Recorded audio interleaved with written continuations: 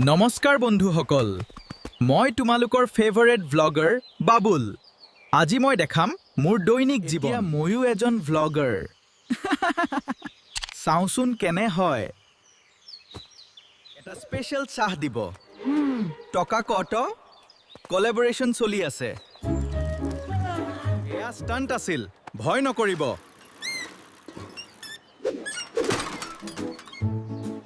সিটি tour ভাড়া 200 টকা UPI চলিবনে এইটো গছ নে মই কেতিয়াৰ পৰা কুকুৰ হলো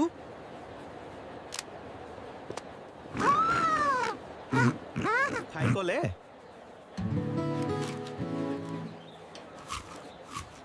ইমান ডাঙৰ ৰুটি কিন্তু ভাজা নে পুলিচ আহি কলে এই বান্দৰটো কৰ পৰা আহিল বন্ধুসকল পুলিচ কোলাবোৰেচন চলি আছে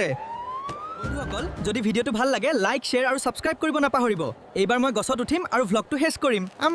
শেষত কলাটো খাই দিলো বাই বাই